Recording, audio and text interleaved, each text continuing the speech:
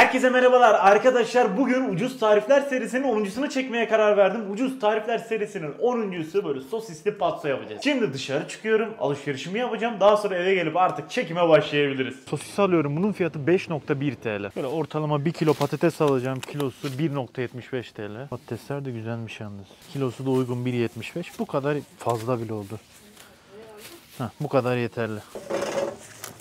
Ekmeğin fiyatı 2.25 yazıyor. Herhalde 2.25'tir. Ama somun ekmeği 2.25 zamlandı mı ya? Bilmiyorum. Şöyle biraz fazla alacağım. Çıtır çıtır zaten. Şu bir, şu ikincisi. Şöyle üçüncüsü. 3 tane alacağım. Böyle 6 tane çıkarmayı düşünüyorum. 6 tane yarım. Tamam, şimdi kasaya gidelim bakalım ne kadar tuttu hepsi. Arkadaşlar alışverişi yaptım. 10.99 TL tuttu. Şöyle göstermek de istiyorum size. Tam tamına 10.99 TL. Yani biraz zorlasam 10 TL'ye çıkacağım buradan. Ama şöyle söyleyeyim, içerisine belki mayonez ekleyeceğim, ketçap ekleyeceğim, yağ kullanacağım, tuzunu kullanacağım, baharat belki ekleyeceğim. Onları düşündüğümüz zaman buna ben 12 TL diyebilirim. Şimdi ne yapıyorum? Hızlıca eve gidiyorum. Artık tarifin yapılışına geçebiliriz. Tüm alışveriş yaptım. Fiyat bilgilendirmesini yaptım. Şimdi tarifin yapılışına geçiyorum. 5 adet patatesim var. Şimdi bunları soyacağım. İyice yıkayacağım. Daha sonra ne yapacağız? Böyle ufak parçalara ayıracağız. Tam böyle patates kızartması kıvamına getireceğim. Bunları tek tek böyle soyuyorum söylediğim gibi. Patatesleri soydum. Hepsini iyice yıkadım. Tertemiz mis gibi oldular. Şimdi bunları nasıl doğrayacağız onu gösteriyorum. Şöyle bir patates aparatı var. Patates doğrama aparatı. Şöyle açıyorum haznesini. Patatesi aparatın içerisine ekliyorum. Şöyle üzerine bastıra bastıra bunu kesiyorum. Gördüğünüz gibi hepsi aynı boyda oldu. Bu şekilde daha güzel oluyor arkadaşlar. Onu söyleyeyim size. Patateslerin hepsini doğradım. Şöyle tutuyorum. Bir tane kabın içerisine aktarıyorum. Bunun böyle daha çıtır olabilmesi için nişastasını almak gerekiyor. Onun için bunun içerisine böyle patateslerin seviyesine geçecek kadar suyunu ekliyorum. Bunun içerisine 2 tatlı kaşığı tuz ekliyorum. Daha böyle soğuk olsun istiyorum arkadaşlar. Nişastasını daha iyi salacaktır ve içerisine buz ekliyorum. Evet, rahatlatmaya devam. Tuz eriyene kadar bu şekilde elinizle rahatlatın. İyice erimesi gerekiyor. Şöyle çırpa çırpa onu rahatlatıyorum. Evet, tam istediğimiz kıvama geldi. İyice tuzu da eridi. Her tarafa eşit bir şekilde yayıldı. Bunun nişastası zaten iyice birazdan çıkacak. Buzlar eridiği zaman yani ortalama bir 10 dakikaya kadar eriyecektir. Çünkü suyumuz da buz gibi. Elim kıpkırmızı oldu bu arada. Bu şekilde 10 dakika kendi haline bırakıyorum. Patates nişastasını iyice bıraktı. Tertemiz oldular. Tam istediğimiz gibi. Şimdi bunların başta suyunu süzelim. Tatlı sudan geçirelim. Daha sonraki aşamayı anlatacağım size. Zemine şöyle mis kokulu bir bez örtüyorum. Tatlı sudan geçirip süzmüş olduğum patateslerimi bezin üzerine aktarıyorum. Her tarafına yayıyoruz. Başka bir mis kokulu bezle üzerine kapatıp şöyle bir parça bastırıyorum üzerine. Maksadımız burada üzerindeki o fazla suyu almak. Bu sayede daha çıtır olacaklar. Bu kendi haline bir takılsın bir 5 dakika. Biz de yağımızı kızdırmaya geçiyoruz. Ocağın altını yakıyorum.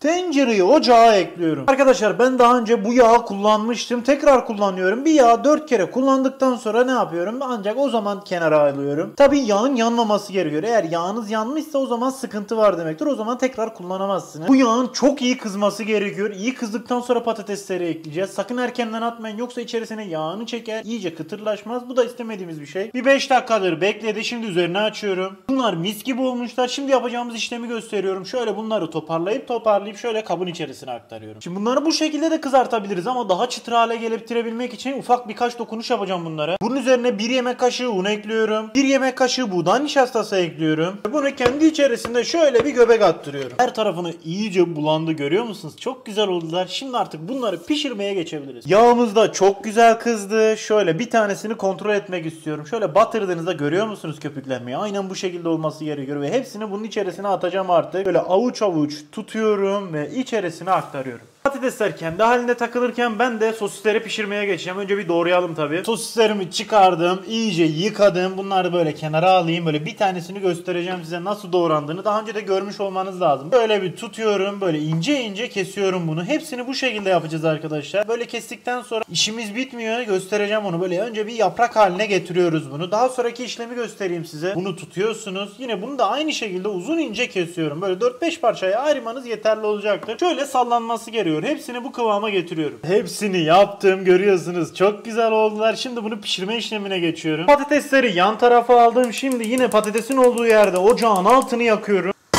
Tencereyi ocağa ekliyorum. İçerisine 3 yemek kaşığı kadar sıvı yağ ekliyorum. Şimdi sosislerimi ekleyebilirim. Bunları şöyle göbek attıra attıra pişiriyorum. 4-5 dakikada sosisler rahat rahat böyle kendine gelmeye başladı. Rengi nasıl döndü görüyorsunuz ama göbek attırmaya devam edin arkadaşlar. Ara ara böyle göbek attırın bunlara. Evet, iyice kıvama geldiler ya. Tam istediğim gibi oluyorlar. Böyle 1-2 dakika daha döndüreceğim bunları. Sosis istediğim kıvama geldi. Bunu 6-7 dakika böyle çevire çevire göbek attıra attıra pişirdim. Bu tamam artık. Bunun altını kapatıyorum. Patateslerimi kontrol ediyorum. Patateslerimi de şöyle göstereyim. Çıtır çıtır oldular arkadaşlar. Bilmiyorum buradan belli oluyor mu ama resmen böyle çıtır çıtır oldular. Tam istediğim kıvamda, ikisi de pişti. Bunun da altını kapatalım bir. Bunu da şimdi peçetenin üzerine aktarıyorum. Şöyle tutuyorum. Fazla yağını süzüyorum. Daha sonra yapacağım işlem çok basit. Şöyle peçetenin üzerine aktarıyorum. Hepsini bu şekilde yapacağım. Peçeteden yağ bir parça çekti. Hızlı bir şekilde şöyle bir kabın içerisine aktarıyorum patatesleri.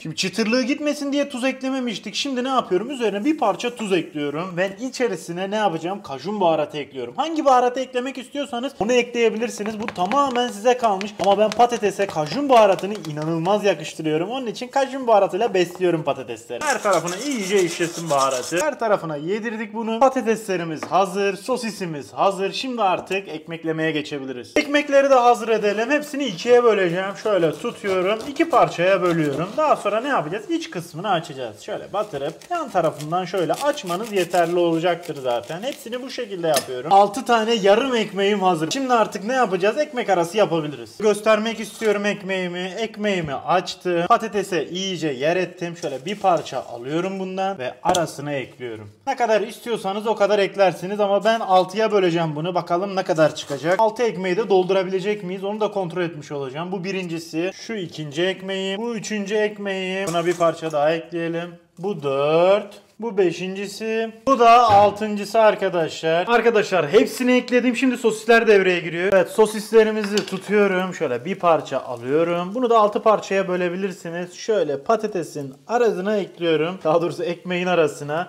Şöyle ne kadar istiyorsanız, ben yine 6'ya böleceğim bunu. Bunu da ekledim. Diğerlerini de aynı şekilde şöyle besliyorum. Ekmeğin arasına şöyle aktarıyorum bunları da. Şunların güzelliğine bakın ya. Gerçekten böyle canlı canlı, kanlı kanlı, mis gibi muazzam gözükmüyor mu? Hepsini doldurdum sosisle. Çok da güzel gözüküyorlar. Şimdi mayonez ketçap dolduracağım bunların üzerine. Şöyle tutuyorum. Ketçapla doyuruyorum bunu. Bir parça mayonezimden ekliyorum. Burada bırakabilirsiniz ama ben bırakmıyorum. Bir parça da hardal gezdireceğim buna. Oldu bomba. Bunu ne yapacağım? Şöyle kapatıyorum artık. Hepsini böyle yapıyorum. Şöyle tutalım, tek tek bunları soslayalım. Ketçap ekliyorum. Hepsine böyle bir parça ketçaptan akıtıyorum arkadaşlar. İsteğe bağlı eklersiniz, eklemezsiniz. Ben yakıştırdığım için ketçaptan ekliyorum arkadaşlar. Böyle azar azar. Daha sonra duruyor muyum? Durmuyorum. Mayonez ekliyorum bunların üzerine. Mayonez olayı da isteğe bağlı. İster az eklersiniz, ister çok eklersiniz. Ben böyle hakkını vereceğim arkadaşlar. Bu kadar yeterli. Hardal ekleyeceğim mi? Elbette, ben hardal seviyorum. Her birinin üzerine bir parça gezdiriyorum. Şimdi hepsini kapatabilirim şöyle. Evet arkadaşlar, hepsini yaptım. Şimdi bir tanesini sunum ve tadıma geçiyorum. Bir tanesini böyle daha diğerlerine göre bol patatesli yaptım tadım yapacağım diye. Şöyle bardağım var, buzluğa atmıştım ve şöyle bir tane portakal suyu aldım böyle gazlı. Bir önceki videoda açacağın yok mu diye söyleyen çok olmuş. Aslında var ama ben bu şekilde açmayı çok seviyorum. Şöyle tutuyorum ve açıyorum. İçerisine aktarıyorum şöyle usul usul. Oo, mis gibi ya. Çok güzel bir menü oldu bence. Fiyatına şaşıracaksınız. Şimdi hesap yapacağım. Şunun güzelliğine bakın ya. Çok güzel. Biz ne kadar aldık toplam alışverişimizi, markete gittik. 10.99 yaptı yanlış hatırlamıyorsam. Yani 11 TL diyorum ben buna. Hani içerisine baharatını ekledik, yağını kullandık. Böyle her şeyi hesapladığımız zaman ben de üzerine ne kadar ekliyorum biliyor musunuz? 4 TL ekliyorum üzerine. Yani ne kadar yapıyor? 15 TL yapıyor. Yani böldüğümüz zaman 6'ya bu ekmeğin tanesi tam tamına 2,5 TL'ye geliyor. İnanabiliyor musunuz? Şaka gibi ya. Böyle dolu dolu bir ekmek 2,5 TL. Gerçekten çok şaşırtıcı bence. 6 tane ekmek yaptım. Şöyle göstereyim. Kenarda bekliyorlar zaten şöyle. Oo, mis gibi ya. Böyle doya doya yiyeceğiz bunu. Tam öğrenci yemeği oldu bence bu. Bir o kadar da lezzetli. İnanıyorum, şimdi tadıma geçeceğim. Şimdi en sevdiğim zamana geldi. Tadım yapacağım. Bakalım nasıl olmuş. Böyle tutuyorum ve tadına bakıyorum.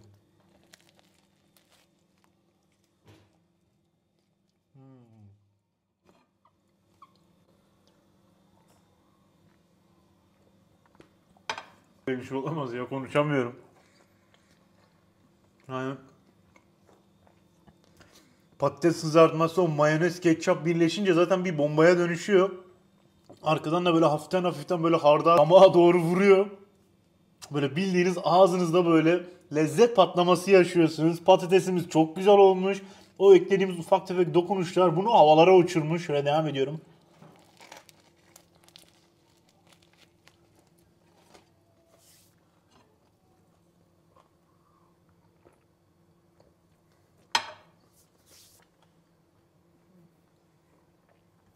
Yok böyle bir şey.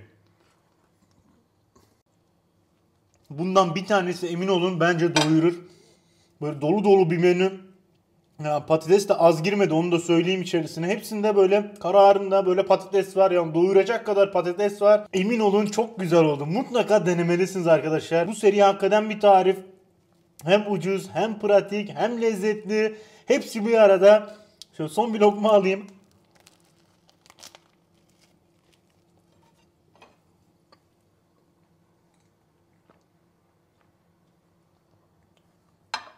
Arkadaşlar ben yemeğe içmeye devam edeceğim. 10 numara 5 yıldız olmuş. Bu tarifi mutlaka ama mutlaka deneyin derim. Herkese afiyet olsun. Videomuzu beğenip kanalımıza abone olmayı unutmayın. Bir sonraki videoda görüşmek üzere arkadaşlar. Hoşçakalın.